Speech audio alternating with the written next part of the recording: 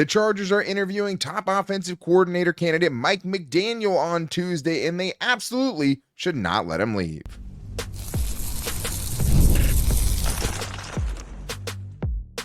You are Locked On Chargers, your daily podcast on the Los Angeles Chargers. Part of the Locked On Podcast Network, your team every day. What is up, and welcome into the Locked On Chargers podcast. I'm your host, Daniel Wade, joined as always by my co-host, David Droegemeier, and we've been covering the Chargers now for 10 seasons, but this is our 8th year as the host of the Locked On Chargers podcast, bringing you your team every day as part of the #1 sports podcast network. David, what do we got today? You want innovation? You want offensive firepower? Then look no further than Mike McDaniel. The Chargers have him in the building today, and if it were up to me, they would get that thing done right now. Also, could Phillip Rivers be prospective offensive coordinator for the Chargers? Man, that would be really, really cool, but I don't think it's very likely. And Keenan Allen, one of the absolute best in franchise history, should the Chargers bring him back for another year? According to the, general manager Joe Ortiz, they're interested in bringing him back. Is that the right idea even after a productive season by him? But it is a buy or sell Tuesday, getting into the biggest Charger storylines and overreactions and turning the show over to the everydayers. And thank you everyone for always making us your first listen. And we wanted to pay you guys back after missing a couple fan shows. You guys came out in full force, and we'll have so many good ones. We won't be able to get into them all today, but the good news is we have the rest of the week. But I think the buy or sell today is a pressing one because the Chargers do have, in my opinion, the top offensive coordinator candidate in the building today, named Mike McDaniel, one of, the guy on top of both of our lists as far as ways you could go different from what you've been doing and also get someone who has proven success and a track record that shows you he could lead a top offense.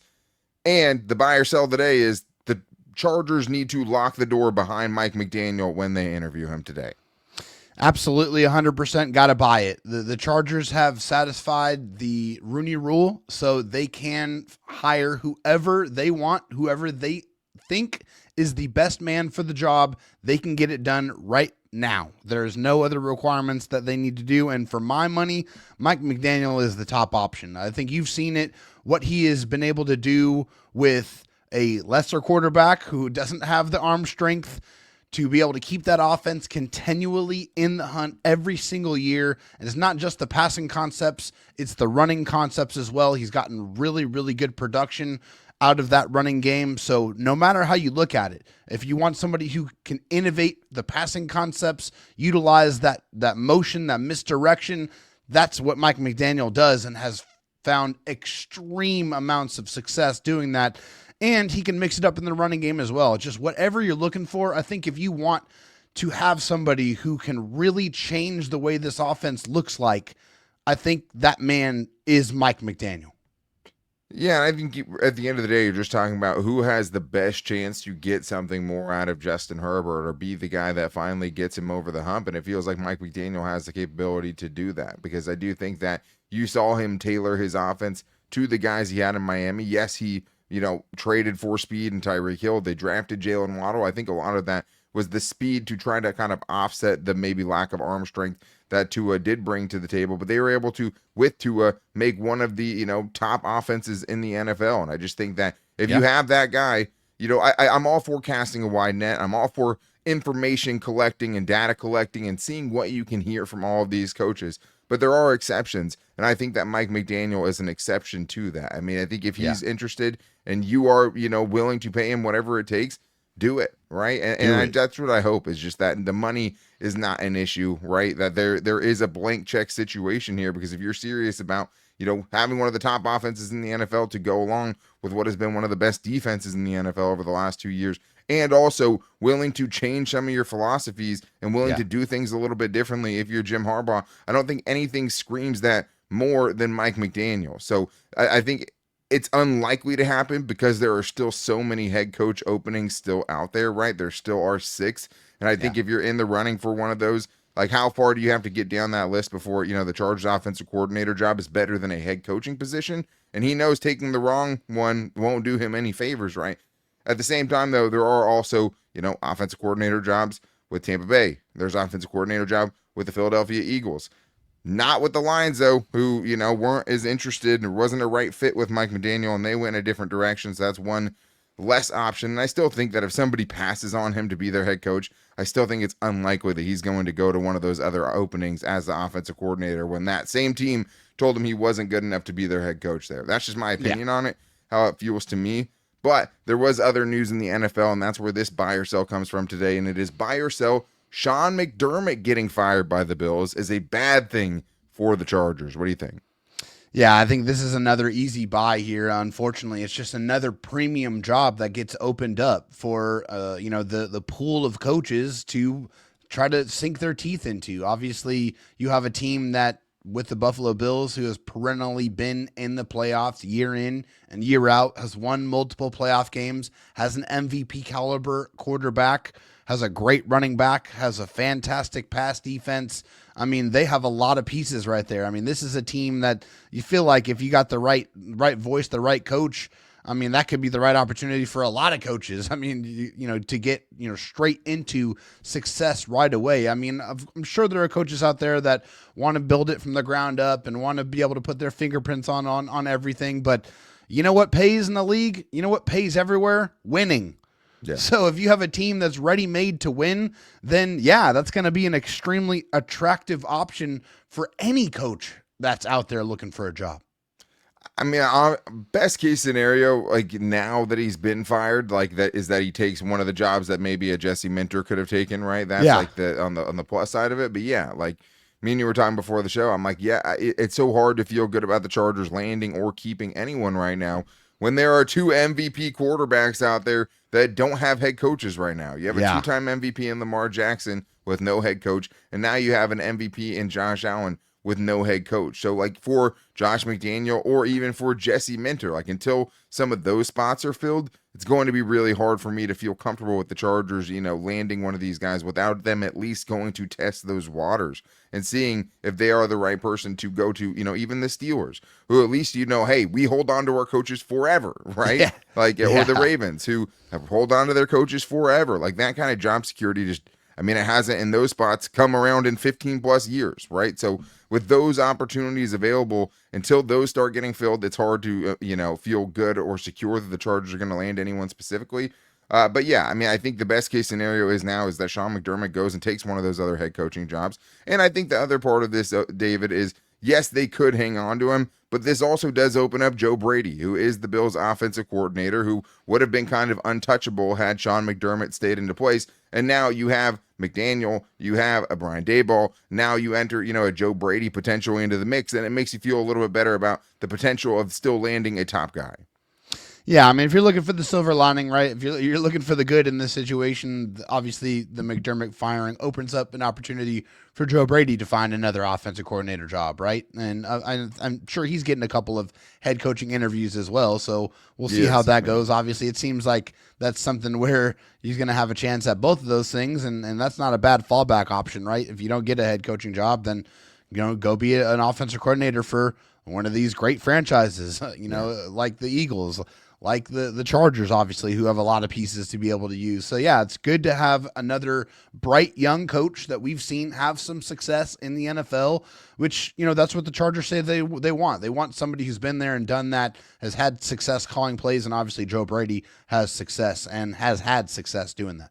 Yeah, for sure. Look no further than this year with Josh Allen, and had one of the best rushing attacks in the league. And also, he was the guy for Joe Burrow during that historic season he had at LSU where they were maybe the best collegiate team ever. So, yes, he's had some stops in the middle that weren't great in some bad situations. But, yeah, put him up there near the top of the guys I'd be looking at if I'm the Chargers. And I think the one thing the Chargers have that maybe those other couple of offensive coordinator spots don't give you is job security, right? Because you talk about the good side, hey, maybe you'll go get a head coaching job the next year if you're great. What about if your team is bad and then that head coach gets fired and now you're right back to square one, right? Because in Philly, as much as Nick Sirianni has won them a Super Bowl, that's an impatient town, right? Todd Bowles, I thought, might get fired this year in Tampa Bay. So those situations, at least as far as job security wise, I think both of those seats are hotter than Jim Harbaugh's is in LA right now. And you can have a good thing in a good situation if you choose the Chargers. But we do have more to get into because all of this talk about innovative offenses,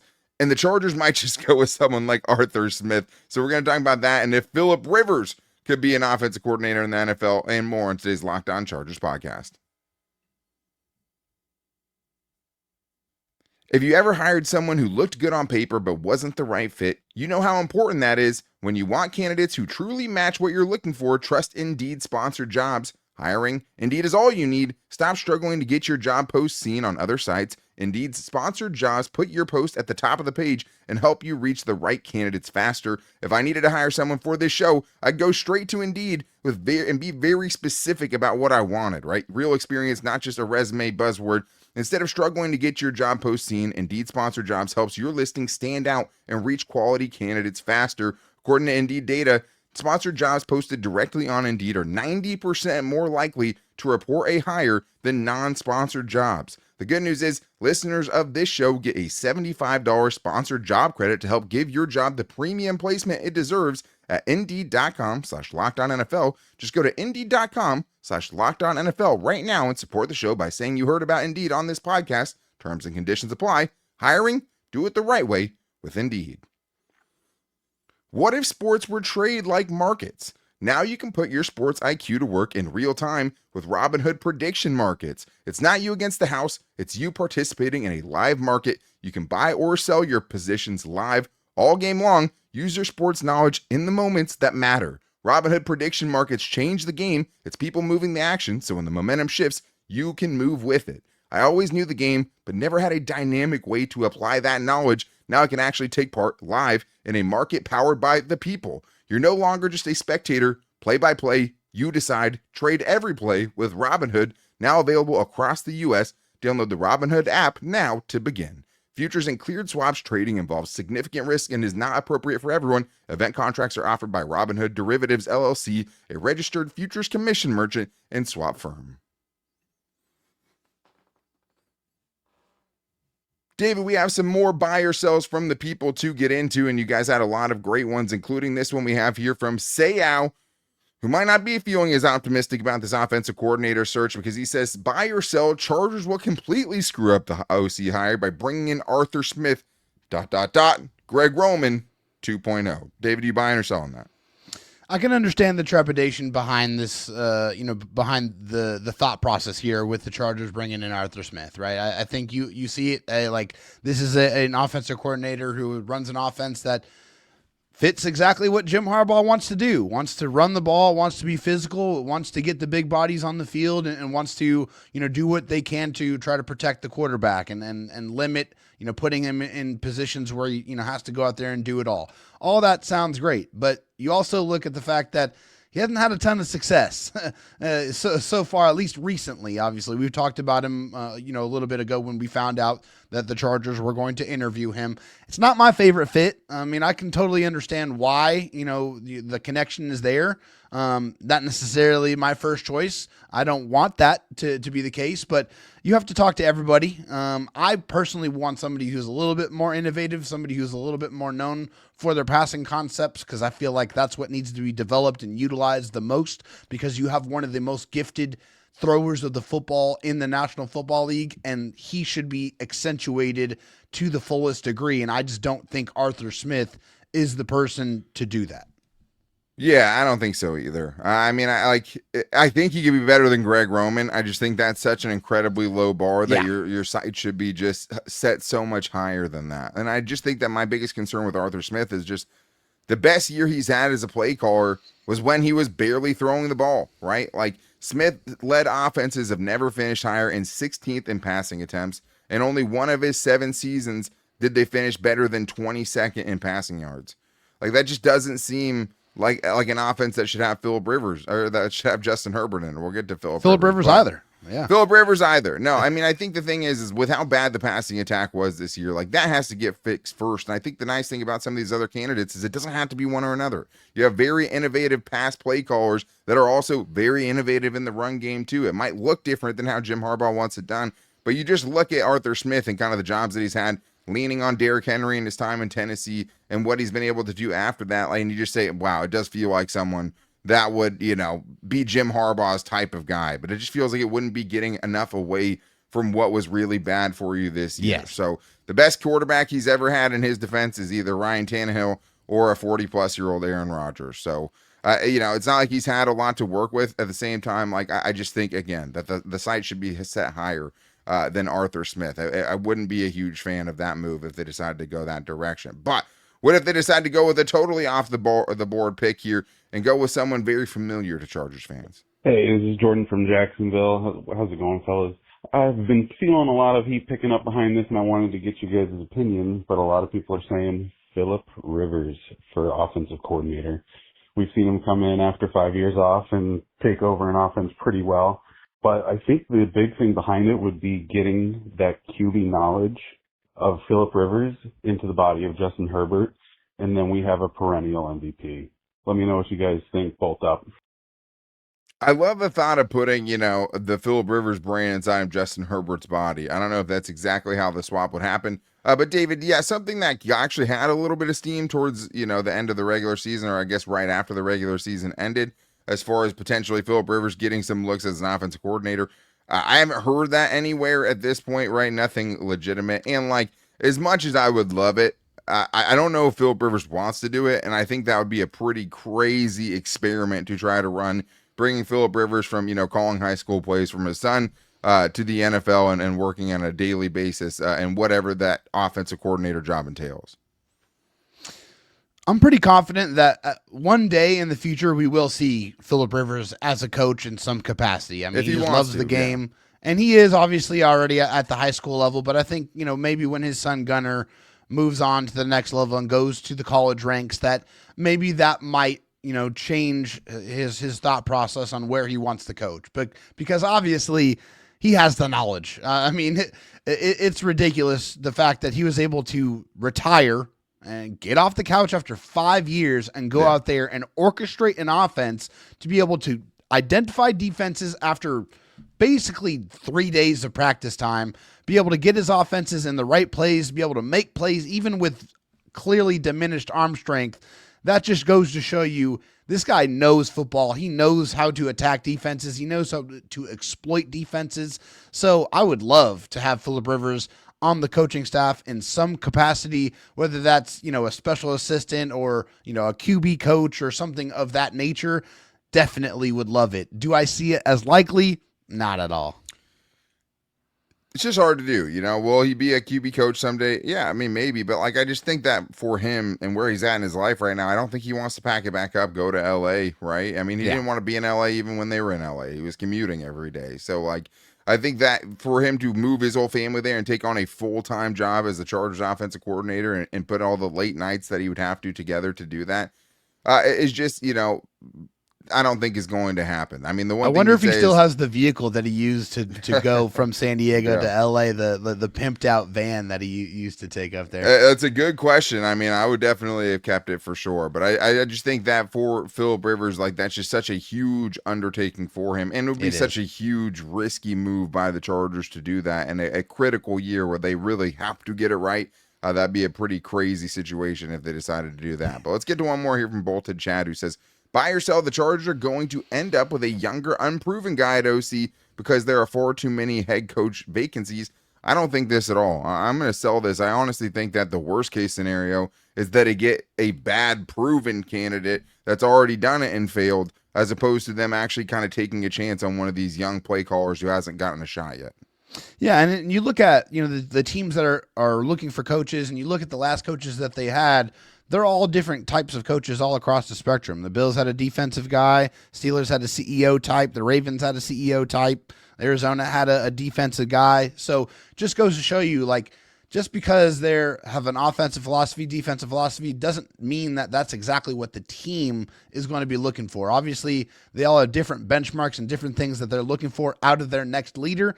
But my point is there are going to be good coaches available, and you don't know what kind of coach these teams are looking for.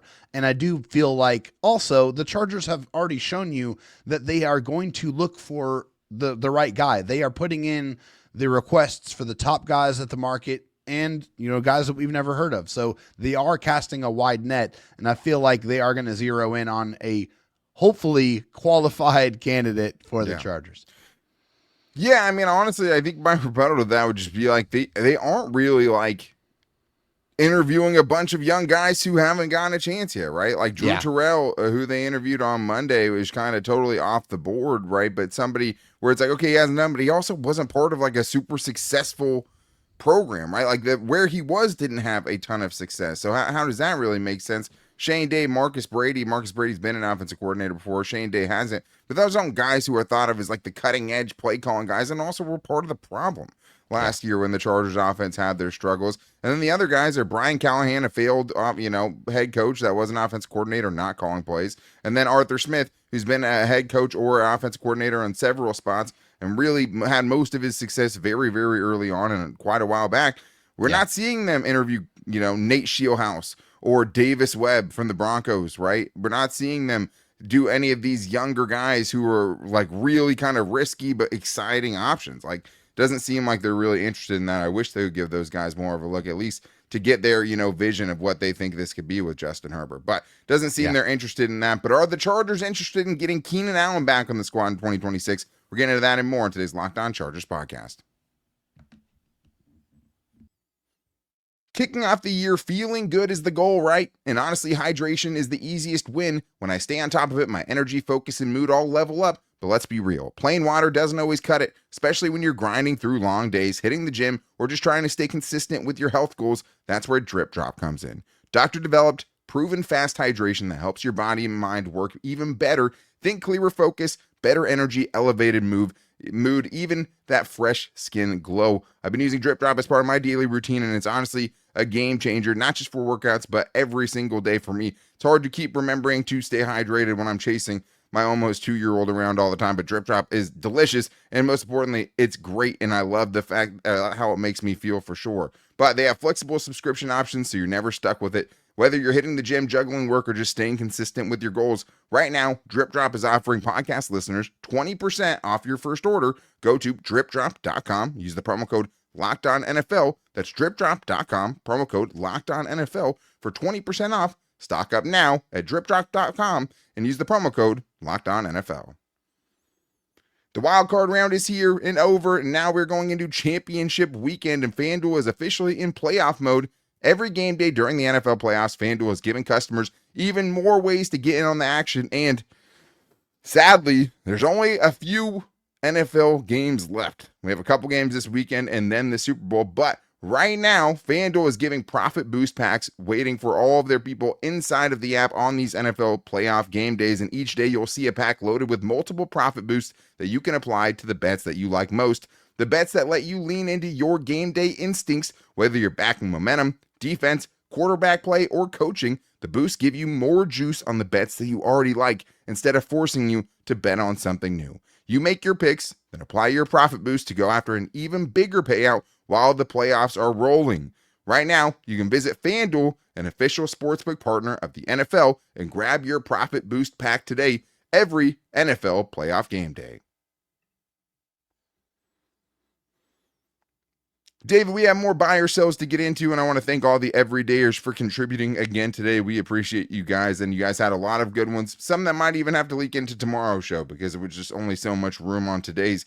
But let's get to this one from Jorge, which I think is a sentiment from many Chargers fans right now about one of their favorite players and one of my favorite all-time Chargers, and that is Keenan Allen. And the buy or sell today is this: buy or sell the Chargers bring back Keenan Allen in 2026. David, do the Chargers make that move?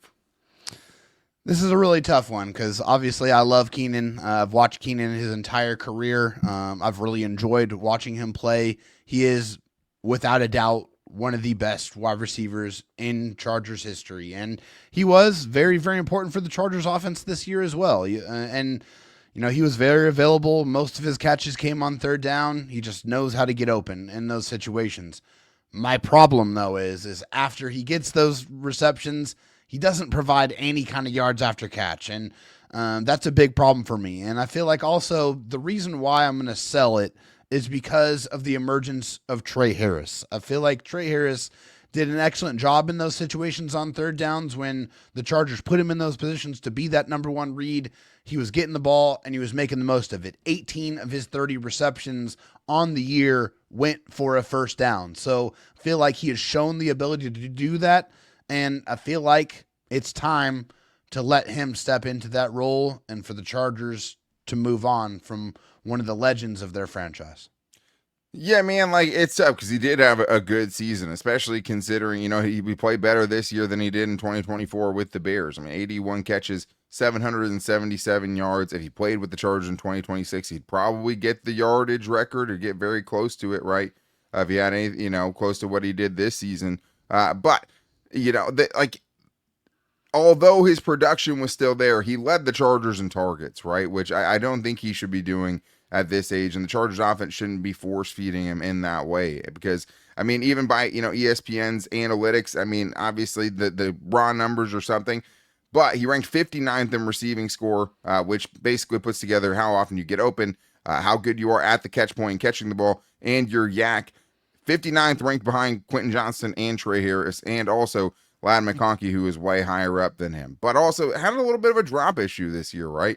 Tied for 8th in the NFL in drops in 2025, 9th in drop percentage of minimum of 100 targets. And in that last game, was not his best, right? Like one drop that doesn't count as a drop because there's a penalty, but the Chargers could have redone that play, while they were still in it. Another one where it's like a kind of a tougher catch, but a catch that he should make. And then the play in the end zone where it seemed like he kind of short-armed it because he thought there might be a receiver behind him. I don't know, man. I love Keenan Allen. But I think a lot of this is going to have to depend on who the Chargers' next OC is and what they kind of envision his role is like. So wish the best to Keenan Allen either way. He was so much better and more impactful than I thought he could. But when Joe Ortiz was asked about whether it would stunt the development of Trey Harris and a guy like Keandre Lambert-Smith, if you bring back Keenan Allen again with Ladd and QJ already in that room, you said, hey, there's no such thing. Too many good players. But I also just feel like sometimes Justin Herbert relies on him a little bit too much. And I think that trust has to start getting shared around some other receiver and have more guys getting more opportunities. But let's get to this one here from Shaggy, who has a surprising one here. Buy or sell, the tight end position is the number 2 position that needs to be addressed this offseason. David, this one surprised me a little bit. Yeah, I don't know if I don't know where that's really coming from. Just because for many years, we're looking for the next heir apparent at the tight end position. Really, ever since Hunter Henry left the Chargers in free agency and went to the Patriots, they were looking for that next guy that could stick around and be here for a long time. I think we all know that they found that with Oronde Gadsden II. He absolutely is one of the premier young talents in the league at the tight end position. The fact that he put up over 600 receiving yards in his rookie season when there were people out there not expecting him to get 200 or 250 receiving yards. Like, he really showed himself from the very beginning, from offseason workouts all the way through, that he was going to be a guy that was going to force his way onto the field. And when he got his opportunities, he was going to make the most of it. Yeah, did he have some rookie lulls? For sure. But I definitely don't feel like that's even second on the list of priorities for me for the Chargers that they need to address. It's offensive line number 1. It's offensive line number 2. And guess what? It's offensive line number 3. That's the number 1, number 2, and number 3 priorities. It's getting the protection right for your quarterback. There's no more chances, all right? This is strike 3. Get it right now.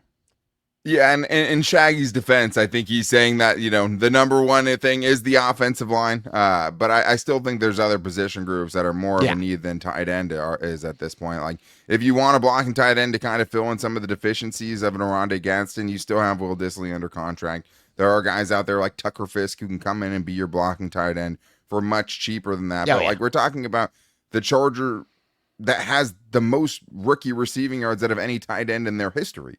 Right, we're talking about him having the 4th most receiving yards out of any Chargers rookie ever, behind only Ladd McConkey, Keenan Allen, and John Jefferson. Yeah, it's pretty impressive. I don't know. Like, I didn't know people might not be sold on Oronde Gadsden, and I know you'd like someone who can do it all, right? Like, and be a great blocker and a great receiving option and all these things. But like, Travis Kelce isn't that, right? Like, not at all. Darren Waller wasn't that. Nope. Yes, you get the occasional George Kittle, but there's way more guys who are just receiving options, So I think that he's already shown that he can do it. Give me interior defensive line is the number 2 need, right? Give me the edge rusher because we don't know who's coming back at this point. I think middle linebacker is another one there. Besides Deion Henley, that has to be addressed. I mean, wide receiver might even be up there as far as like, a certain type of wide receiver, maybe even more than tight end. But like, I think if you want a blocking tight end or someone that's like, I don't think you're going to get a better, like, you're going to use resources trying to get a better tight end than the best rookie tight end receiver that you've ever had. So Yeah. I think that's an issue, an interesting one. I think I kind of see like where you're coming from as far as just like having someone that can affect multiple parts of the game. But yeah, Rondé Gaston, I'm sold on. I think he should be the receiving tight end of the future. And I don't think it's that close. I mean, I think if anything, it's more on the Chargers for going away from him, for parts of the season and in big moments more than it was him just playing a lot worse outside of a couple of kind of rookie moments. And even in that game against the Texans, he came back and scored a touchdown. So I love Rondé Gaston. I think they nailed that pick with a 5th round pick. And if you want, you got the more expensive kind of tight end on your roster already. Yeah. The blocking kind and guys that are more physical like that are much, much cheaper and much easier to find in theory. But that is going to wrap things up for today's show. The good news is Mike McDaniel's in the Chargers building today. So we could have big news tomorrow. We're still on Jesse Minter watch as far as where he could potentially end up or if he could potentially be back. I'm not holding my breath, but I'm still holding out a little bit of hope. But thank you guys, as always, for checking out today's show. We appreciate all of the everydayers out there. And thank you to everyone who hit us up at Locked On LAC on Twitter, at Locked On Chargers on Instagram, and our Locked On Chargers Facebook page, where you can also, always hit us up with any of your questions or buy or sells, or even, if you have, fan mail, bold predictions, all of those places. We'll take it all. Show too, and you can always put your post in there as well, or give us a 30-second voicemail at 323-524-7924. But if you guys want a little bit of extra, you can do that because we have the Locked On Everydayer Club, where you can pay $5 a month or $50 a year to get an ad-free version of this podcast. Because this is a podcast, you can get an ad-free version of the audio podcast and also be a part of the Locked On Chargers exclusive Discord. We're trying to build in there a little community. So if you guys want to be part of that, you can find it in the show notes. But as always, we'll be your team every day, free as we always are. And we'll be back tomorrow with the latest news. We'll see what happens. But to make sure you don't miss it, go subscribe or follow for free on the Locked On Chargers YouTube channel and listen wherever you get your podcast from. But until then, guys, take it easy and go Bolts.